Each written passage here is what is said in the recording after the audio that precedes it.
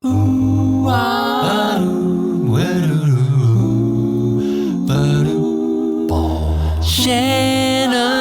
Lumber Industry Update. Hey everybody, welcome back to Shannon's Lumber Industry Update. Today is episode 108, and I'm going to be talking about our featured species, one of my favorites, koa. I'm going to be talking about cherry hardwoods, cherry veneer, and then finally a little kind of subspecies feature on honey locust. So let's get into it.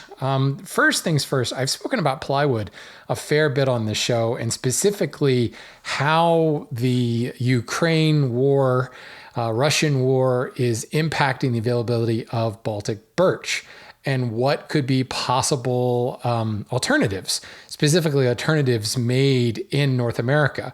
Well, I've spoken in the past about guarnica and the products that they offer. Now, while not strictly North American made, they've actually released a PDF on the Russian impact on Baltic birch that's particularly interesting. A really nice, informative PDF that is well worth anybody using plywood should take a look at this. It really explains a lot and kind of underscores a lot of what we've already talked about on this show. So I'm going to include a copy of that in the show notes. I'll also include links to it in all the places where this podcast gets disseminated that hopefully you'll get a chance to take a look at it. And if you're not familiar with the company and their line of products, it's just another one of those big plywood manufacturers that is worthwhile knowing. Other industry news, this one definitely touches on my nerd side. We've spoken in the past about cross-laminated timber or CLT timbers. Well, there is a company that just pushed out, I want to say it was either IWF or AWFS, I can't remember which show it was, but they debuted the use of AI, hey, there's everybody's favorite buzzword today, the use of AI to make CLT construction cleaner and greener. So imagine every time you through saw a log, you've got, two live edges on that log. Even if you remove the bark and the spongy cambium layers, you still have those live edges. Well, if you have to straight line rip both sides of that timber before you can laminate it together into a CLT timber, that produces a fair bit of waste. But if you can create puzzle pieces of those using those live edges to kind of match together closely mated pieces, you don't have to do that straight line ripping. Well, this company is using AI to essentially catalog and piece together all of those live edge through sawn pieces to make cross-laminated timber. And the numbers showing reduction in waste is on the order of 40% reduction in waste to produce CLT using more of the proverbial buffalo, if you will. This is particularly exciting. Now, certainly cross-laminated timber is its own kind of a burgeoning boom in the industry, but if it can make it using more and more of the material, therefore a lot less waste and a greater, already CLT is using a greater volume of material simply because it doesn't have to be purchased and matched for necessarily appearance. It's all about structural grades. If there's less waste and less production required to get to the point where you're gluing up these timbers, that's pretty groundbreaking. So again, this was just, early stages, but utilizing this software and this production system could dramatically improve production of CLT and I think bring it into more mainstream as a construction material. I'm excited about this one. Definitely falls way outside of my scope and my day job, even my scope as a, hobbyist woodworker using fine hardwoods, but seeing the boom in CLT, I think that's going to be amazing for the construction industry as a whole. Let's move on a little bit. I've got some feedback from some previous episodes. I was just speaking about solar kilns and drying in general in my last episode. And at one point I had said, anybody who's running a solar kiln, let me know if you have any data on the numbers you're getting. So I got an email from Jet and he says, I've been drying wood in a greenhouse now for about 2 years. It's a typical hoop house with dual layers of plastic and a small air barrier from a vent fan inflating the sheets. Ends are closed in and it's a pretty effective solar kiln. So I can confirm that you can in fact reach bug killing temperatures in the summertime. He sent me a photo of the thermometer showing 130 degrees Fahrenheit inside the kiln. This is in south central Pennsylvania. It was a slightly overcast day, 84 degrees ambient, and the inside was 132 degrees Fahrenheit.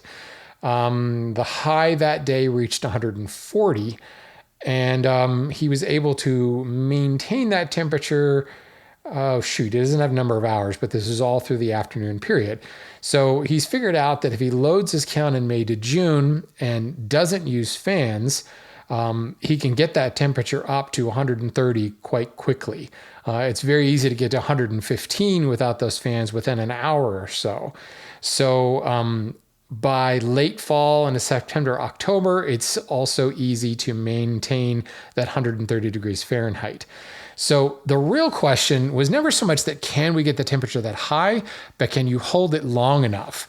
And here's where the breakdown between producing lumber for sale and producing lumber for your own use becomes the problem. If you're producing lumber for your own use, you're cool. Like a lot of entomologists, bugs, not words, entomologists will tell you that you can kill these bugs in 3 to 4 hours being held above 130 degrees. Commercially, though, in order to get a phytosanitary and to get a fumigation certificate, you have to hold that lumber for 24 hours straight above 130 degrees Fahrenheit. That's where the solar kilns have a problem. Because obviously when the sun goes down, the temperature starts to drop dramatically.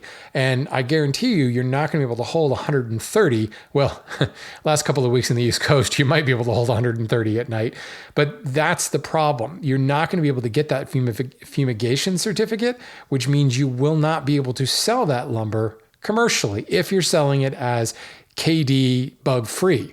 Can't do it. If you're using it for your own benefit or you're selling it to somebody saying, look, this was held at this temperature for 3 to 4 hours, you're probably okay. You're not going to be able to back that up. I would put it this way. You would have to disclose to people that you do not have a fumigation certificate.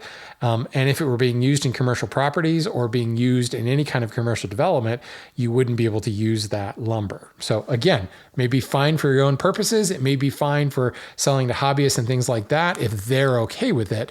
But if they're saying, hey, has this been bug treated? All you can say is, yeah, I was held at this temperature for a couple of hours, but it does not qualify for a fumigation certificate. And this is the important part to bear, is there are more and more people who are getting into sawing their own log, getting into drying their own material, and they start to get this excess of material that they then want to sell. It's very important that you disclose to your customers that it was not held at those temperatures for 24 hours, and therefore it does not qualify for a fumigation certificate. Again, you may be totally fine but using that lumber, and it may be bug-free, but you can't say it's been fumigated or it's been heat treated because it doesn't meet the standard or the minimum standards there. So there we go. Let's move on to the featured species because I'm excited about this. Folks who don't know, I grew up in Hawaii. I grew up a lot of places, an Air Force brat, but I spent some formative years in Hawaii. And really, when I think Hawaii, when I think hardwoods in Hawaii, I immediately think of koa. Acacia koa is our featured species of the month. Koa is a wood that, I quite love. I have extensive experience working with it, but it's also a wood that I kind of hate because of some of the extensive experience I have working with it.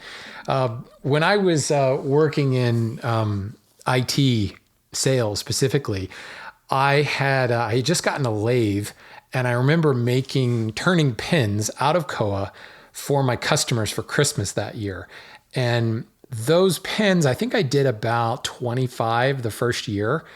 The second year, word had spread. Second year, I made 311. Third year, I made over 800 pins out of koa.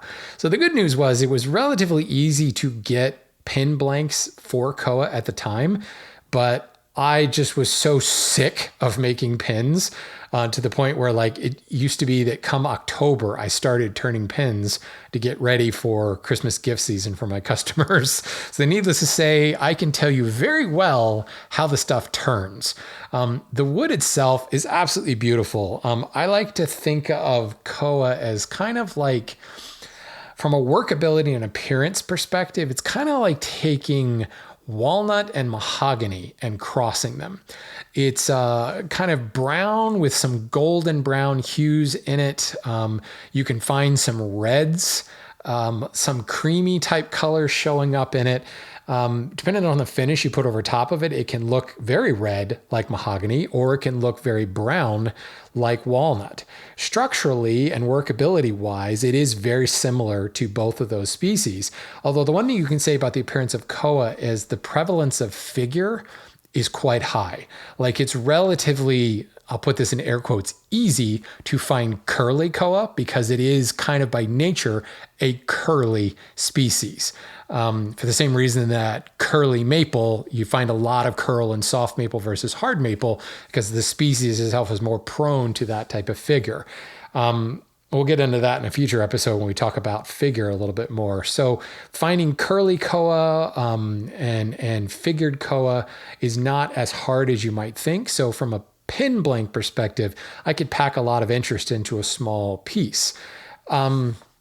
Structurally, it has an interlock grain. So when you look at koa in a quarter sawn section, it has that ribbon striping that you might expect in something like sapele or even genuine mahogany for that matter. You'll find minimal amounts of ribbon striping in genuine. Certainly in African mahogany, you will find a lot of ribbon striping due to the interlocked grain.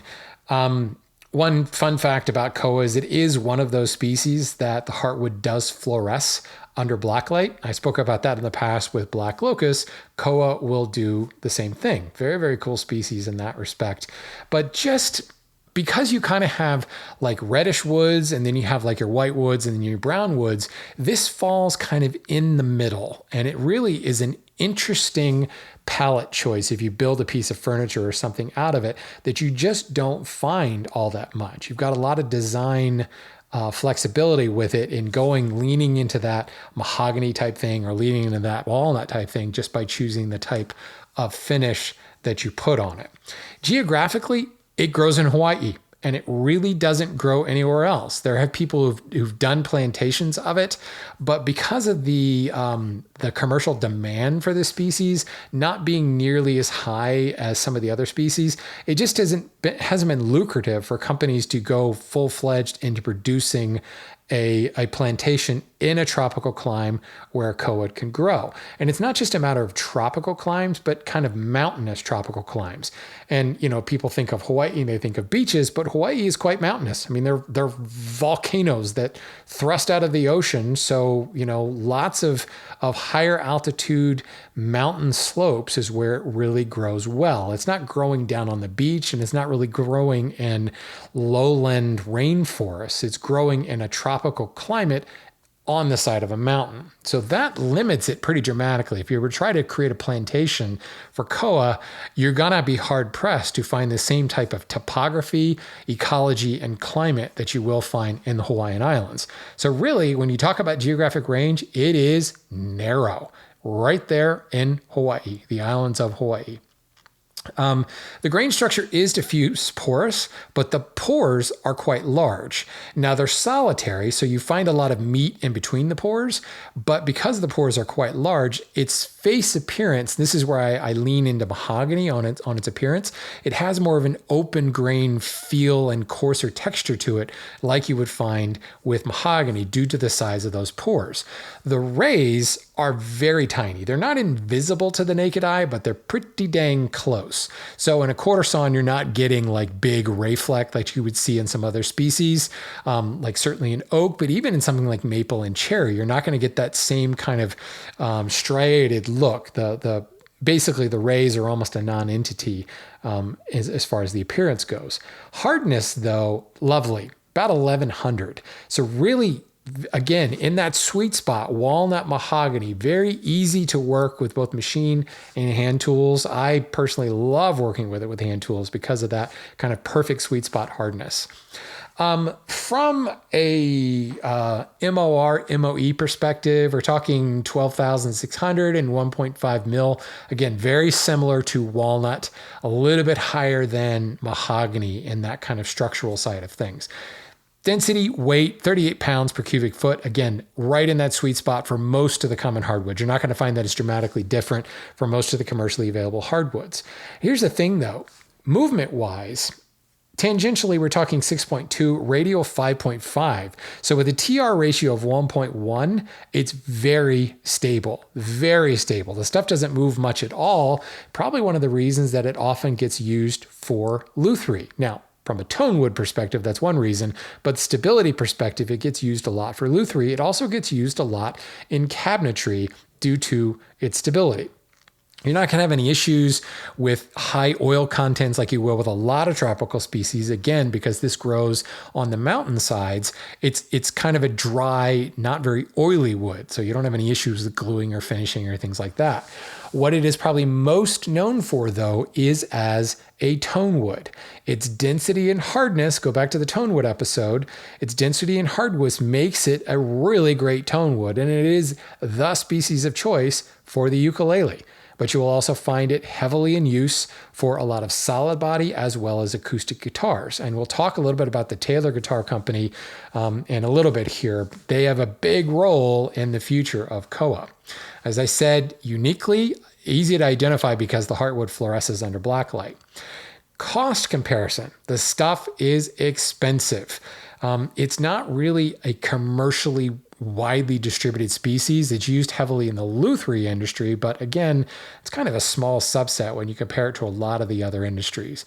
It's expensive though. Expect to pay more than most.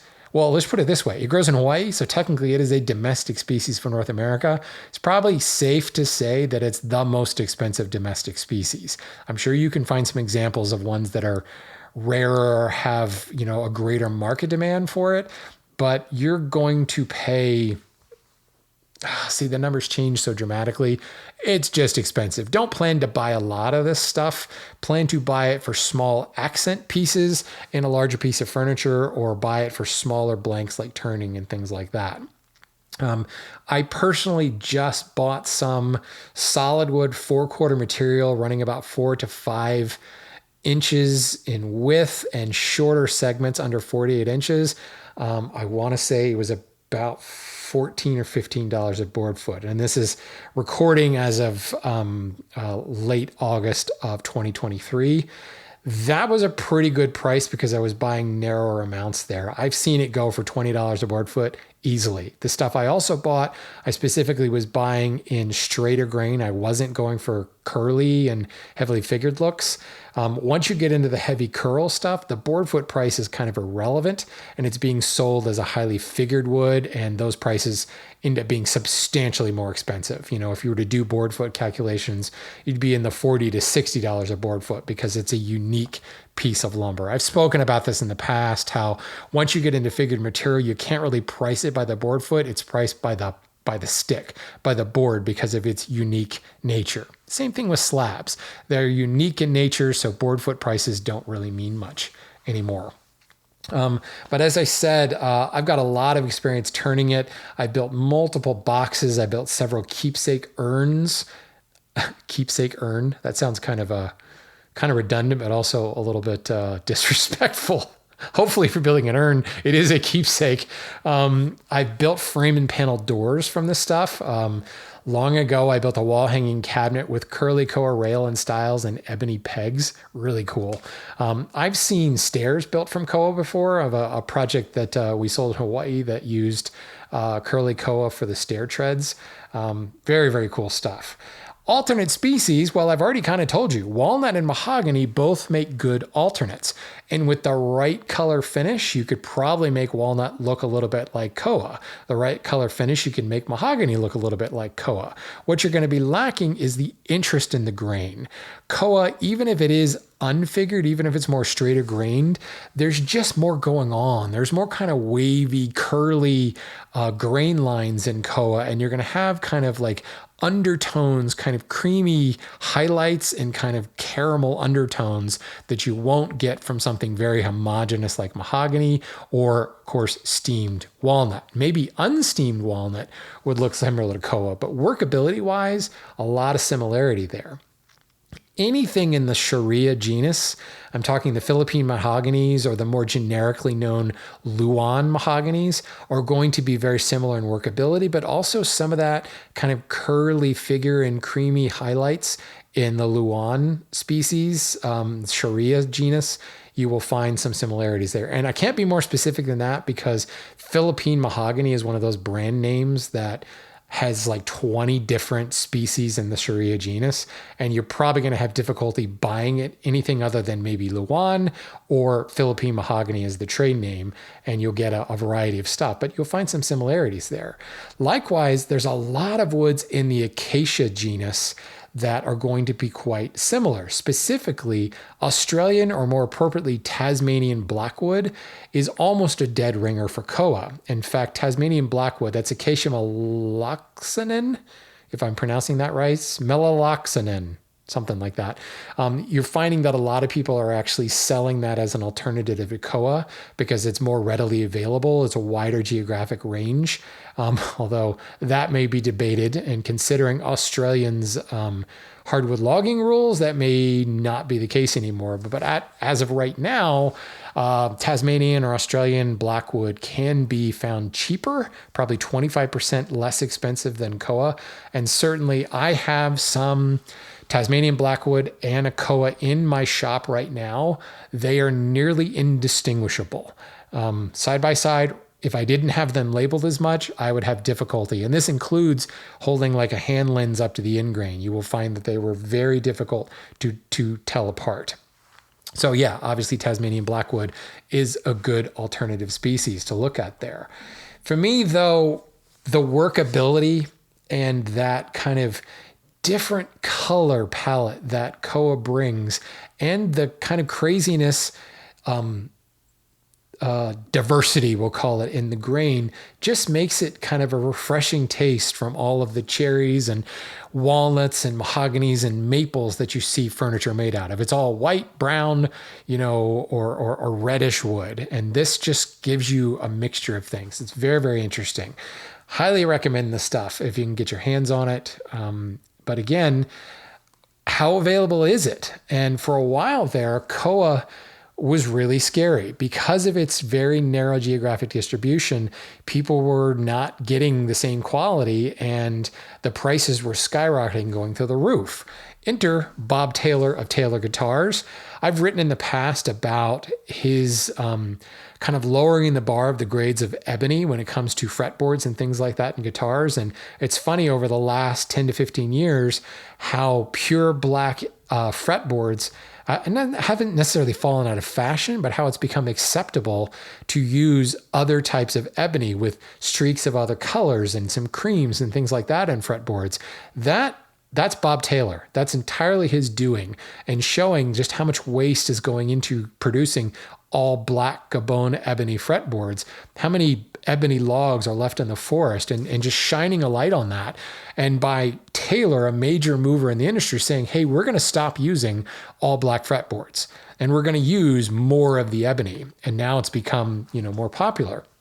Well, they've invested heavily in Africa. They've bought land. They've managed concessions now in Africa for a variety of species.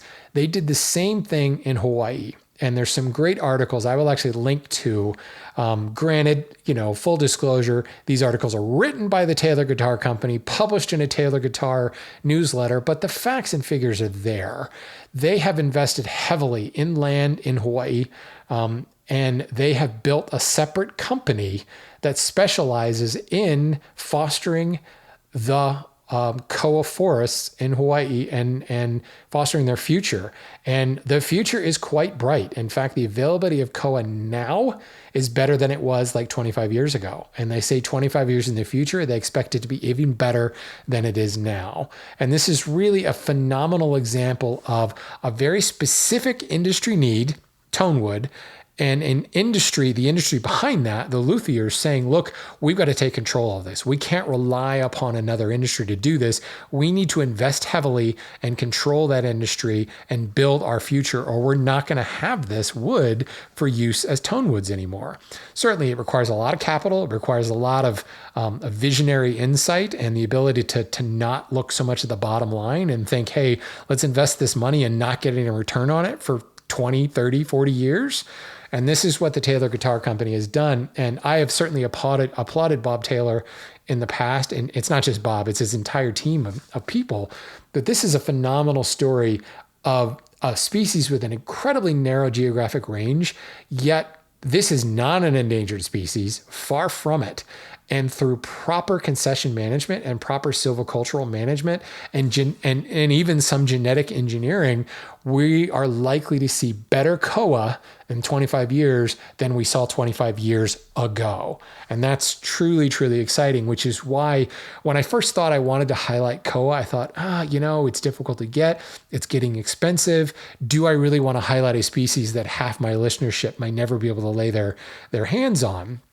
And I think that that's not the case. If it's difficult to get now, I think you can expect that to get better in the coming years. And I'm hopeful, certainly, that it won't just be the guitar makers out there benefiting from this, but certainly lutherie and tone woods requires kind of best of the best type material. There's always going to be less than great material that will become available for furniture makers and cabinet makers and things like that. And I'm really hopeful that koa can continue to be a mainstay, yet not commercially exploited type species. It's never going to outcompete some of the big commercial cabinet woods because of the fact that it does have such a kind of variegated appearance.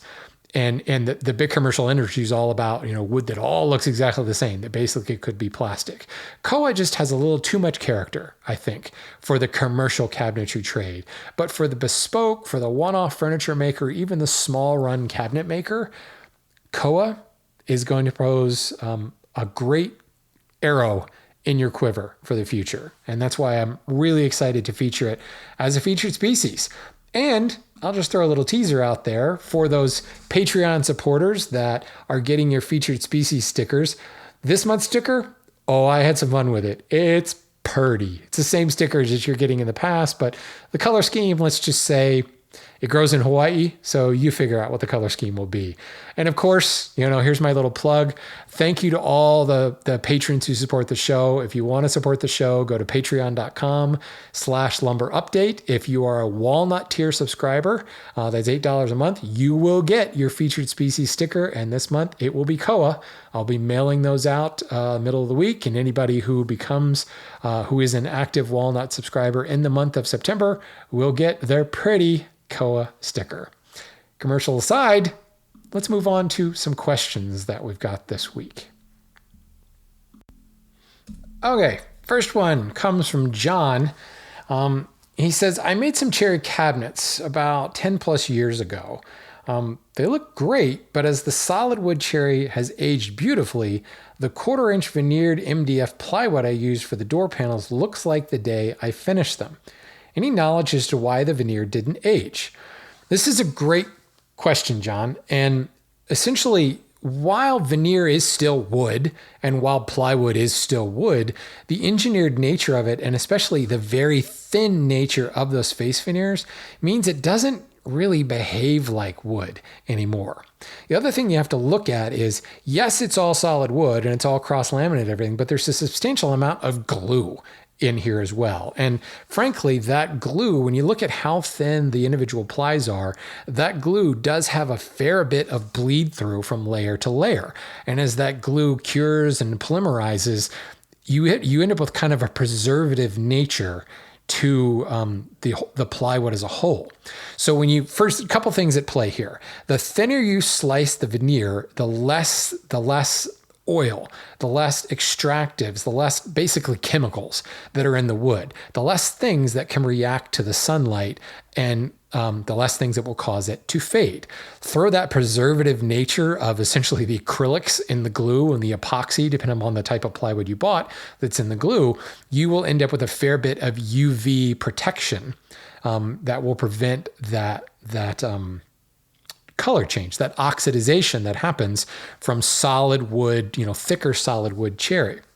The next thing is, as you apply finish, the finish will soak in deeper to a thicker cut of wood, whereas it only soaks in literally skin deep on the face veneer. And then it's got a different species, plus that somewhat moisture barrier layer of all the glue will prevent that finish from slowing down and deepening the color absorption, but it also can prevent the oxidization even further. So this doesn't matter whether it's cherry plywood or oak plywood or ebony plywood, you're going to have the same type of situation. If you've got thicker solid wood rails and stiles and a veneered plywood floating panel, you're never going to get that color change quite the same. In fact, a lot of commercial companies will specifically add color to their plywood panels in order to darken up the rails and stiles. Or what you find with like a lot of door companies is they will actually use plywood for the rails and stiles, or some iteration thereof of plywood with the skin over top of it. And that way that thin skin will kind of color and change about the same as the thin skin that's on the panels itself. So it's twofold there. It's the glue kind of, quote, preserving it, but it's also the thin nature kind of stripping away the wood's ability to change color, because there's just not as much to chemically react. And the chromophores that cause that color change are just not present like they are in a thicker solid piece of wood. Excellent question. This has actually had that question come up a couple times with different species. And like I said, it's the same. That's the thing with plywood, is it will never look the same as thicker solid wood. Even though plywood is still solid wood, it's just solid wood with a bunch of glue. Next question comes from Mark. He says, I've recently been told that select pine is now more expensive than cherry here in the Indiana, Michigan area. Mark, that's not just Indiana, Michigan, it's pretty much nationwide. Is there any truth to this? And if so, do you have an explanation? I have nothing against pine as it has its place, but it seems to be a sad situation if pine value has exceeded that of cherry, which I favor in woodworking projects. So pine is fine. And, I think the pine that people have a problem with is because they're buying big box pine. High quality pine, like regardless of species, northeastern white pine, ponderosa pine, Scots pine, like the good quality stuff, fantastic wood to work with. So yes, pine and select pine is more expensive. The key there is the grade, select pine. The majority of pine that's going to be available is not going to be select. Certainly the species does matter, but pine is a defect-ridden tree, knots being defects. Dependent upon the species, some species will be more knotty than others. Actually, I articulated that too much. Knotty, not naughty. Knotty pine certainly is going to be of a lower grade because there's so many knots in it. Select pine is going to have a clear, or at least one face clear, and based on pine, it's pretty much going to be both faces clear.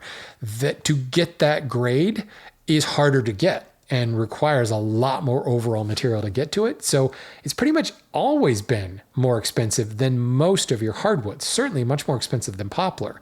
Cherry right now is at like a decade-long low. Cherry just has fallen out of fashion. Cherry's been falling out of fashion for as long as I've been in the lumber business. Because like you, Mark, I love working with cherry and I love building furniture out of cherry. But from a commercial perspective, most people don't use cherry much.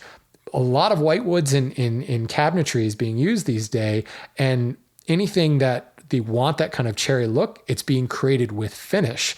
And cherry, due to a lot of things, availability, size of the lumber that you can get, it's just fallen out of fashion, which has driven the price down. But here's the thing. It's not that unusual to say that pine is more expensive than cherry. I happen to be doing a history project for J. Gibson McIlvaine right now because we're in our 225th year of business. And when I look at ledgers and records from 1820, northeastern white pine was more expensive than cherry then. Twice as expensive as cherry, in fact, in 1820. In 1906, northeastern white pine was 30% more expensive than cherry. So this is not unusual. Cherry falls in and out of fashion pretty readily, and cherry, it can't produce the same widths and length that you can produce with pine just because of the way cherry grows. So as it falls, because it ends up being kind of a quote luxury wood, it is subject to the whims of design, of fashion, and it will come and go. In the 1980s, cherry was a lot more popular. Cherry was also a lot more popular when furniture was a major industry. Furniture making is a non-entity in the commercial trade these days. Cabinetry is really one of the only instances where you find cherry being used. And when it is being used, it's often, like our previous question, cherry plywood, not solid wood. So again, the highest quality cherry is being peeled for veneers. What's left over is a lesser quality cherry, which doesn't demand the same quality price. So what you're finding out is not a recent thing, nor is it like, certainly 1820, we saw these numbers, but cherry has been down for 20 years at this point, and it is pretty much at an all-time low. It has not recovered. It didn't really inflate during COVID very much, and the demand is just not there. So it's a variety of factors. But more importantly, Mark, I suggest you don't adjust your understanding of cherry, but adjust your understanding of pine. I would elevate pine, select pine, in your opinion, in your esteem, because that has always been a highly sought after lumber. Shipbuilding, we've talked about aviation before, spars for wings and things like that. Select pine and spruce were used heavily in there. The key was the select nature of it. So interesting stuff, but it does show kind of how, as much as things change, they stay the same, especially based on some of those historical numbers for lumber. I may share some more of that in the future, certainly as I dig up more data. I'm in the middle of this research project right now, so I'll try to keep that stuff together and see if we can talk about it in the future, because it's kind of fascinating to see how little has actually changed. Certainly inflation has driven prices up, but when you down calculate and try to compare apples to apples without inflation, it's funny, frankly, how little has changed as far as the value of wood from one century to the next. Final question, out of left field here, but this is from Ryan. He says, I have a growing and spreading quickly plot of gnarly species of tree called honey locust. Its thorns have to be seen to believe. I've seen a lot of differing opinions on whether it has any valuable uses. Other than making a medieval melee weapon, is this tree good for anything like lumber, firewood, etc.? If not, then I need to find a way to stop it from spreading, as its thorns are a serious nuisance. So, Ryan, first thing to understand is honey locust and black locust, closely related, but definitely not the same. So make sure if you talk to anybody and they're saying, oh, locust is good for this, locust is good for that, make sure you understand you're talking about honey locust versus black locust. Black locust has a larger share of the market these days because black locust does not have the thorns, but it also has incredible weather resistance. It is an outstanding exterior wood. It's actually good for ground contact, used for fence posts and things like that get buried in the dirt. Honey locust does not. The difference being honey locust has big wide open pores. Black locust has big pores filled with tylose. So just like white oak and red oak, they're very much the same on a lot of working properties, but white oak is great for exterior because those pores are clogged up with tylose. Red oak doesn't have any tylose, and you can blow through it like a straw and blow bubbles in water. Honey locust is the same way. Now, working properties, both of the locusts are quite hard. They can be around 1,500 Janka hardness, so harder than that of the oaks and harder even than that of the hard maples. Ring porous woods, both. Very, very strong, high bending strength, high rigidity, things like that. But because the fact that it doesn't really have that exterior quality, honey locust often gets kind of poo-pooed. Honey locust can actually make really, really good lumber. It makes outstanding firewood. The hardness of it means that it burns very, very hot. So you need very little of it to heat your house. And that's pretty much what honey locust gets used for now, because those thorns in the bark and the mature tree just make it unwieldy to work with. But frankly, once you debark it, you'll find that it's a lovely wood. And honey locust, because it has that lovely honey color to its heartwood, whereas black locust is going to be a little bit more kind of yellow, kind of a bilious green color to it, honey locust is certainly a lot more attractive. The difficulty, of course, when there are thorns that are growing, think of thorns like knots. Branches. Branches are knots, essentially. As that branch comes off, there's that knot underneath. And to form the knot, all the grain flowing into and out of that knot gets very swirly and kind of difficult to deal with. Thorns are going to be the same way. They're going to form very much the same way. So you're going to get unruly grain around those thorns. Well, the difference between branches, aka knots, and thorns is their number. You're not going to have nearly as many branches on a tree as you will the thorns on honey locust. So if you imagine something like bird's eye maple, that's what the honey locust ends up kind of looking like. Not pretty like bird's eye maple, but swirly grain around all those thorns popping out through the bark. So it just ends up being a kind of a difficult wood to work with. It's already very, very hard, but it doesn't have those exterior qualities. So it just kind of gets relegated to firewood. I firmly believe that there's no such thing as a tree that can't be used for lumber. And if you have a lot of it, and you have the patience and the Kevlar gloves to deal with the thorns, once you get rid of those thorns, you're going to have some workable lumber, some very hard lumber that could do some great things. It all, as anything, comes down to, can you offset the cost required to deal with those thorns and kind of the added step in debarking and dethorning, and potential blood loss that's caused from that. Can you deal with that, and can you still make a profit? But if you're not reselling the lumber, if you're using it for your own benefit, then I say give it a shot. Just be prepared for a little bit more time to kind of get down to the board level. But yeah, it just so happens I had a race this weekend and started on a train platform, and flanking the train platform were a bunch of lovely honey locust trees. And at first I thought, oh, those are black locust.